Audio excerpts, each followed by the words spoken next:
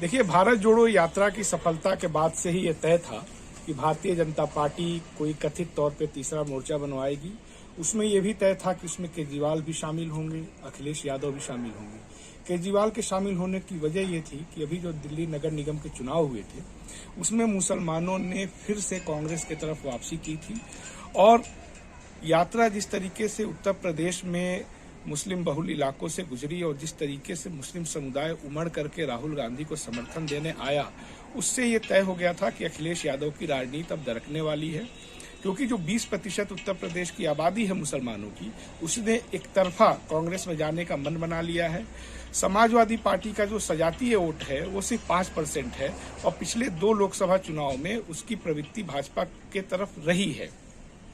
इसीलिए हमने देखा कि महागठबंधन जो उन्होंने बसपा से बनाया था, बावजूद उसके वो सिर्फ मुस्लिम बहुल जिलों में जैसे मुरादाबाद, संभल, अमरोहा, सहारनपुर में जीते और कन्नौज और बदायूं जैसी सजातीय मतदाताओं वाली वो सीटें हार गए थे। दरअसल भारतीय जनता पार्टी को बनाए रखने के लिए समाजवादी पार्टी हमेशा से मुस्लिम वोटों को दिग्भ्रमित करती रही है और इसीलिए मुलायम सिंह जी ने पार्लियामेंट में 2019 में इस बात को कहा था कि वो चाहते हैं कि मोदी जी दोबारा प्रधानमंत्री बने।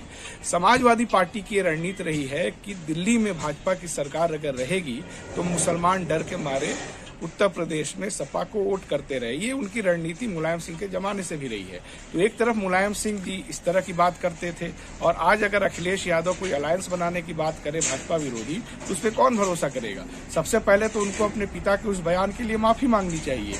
दूसरी चीज कि इस पूरी यात्रा में जिस तरीके से रोजगार और जो मौलिक सवाल है जनता के वो उठे हैं, उसको दरकिनार करने के लिए एक बड़ा भ्रमजाल बनाना भाजपा के लिए जरूरी था और उसी के तहत कल ये हैदराबाद में रैली की गई है। सबसे दुखद बात यह है कि इसमें सीपीएम भी शामिल हुई। सीपीएम वही गलती करने जा रही है जो 1989 में उन्होंने वीपी सिंह सरकार को गैर कांग्रेसवाद के नाम पे बाहर से समर्थन देकर किया था भाजपा के साथ, और उसके बाद से इस देश में भारतीय जनता पार्टी दिन पर दिन मजबूत होती गई। समाज हमारा बटा, बाबरी मस्जिद का ध्वंस भी हुआ।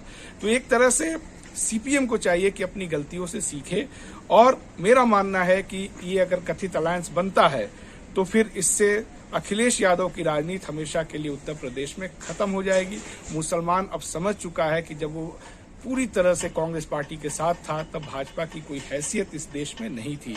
भाजपा को अगर ताकत दिया है तो इन्हीं क्षेत्रीय दलों ने दिया है और वो बार बार इस तरह का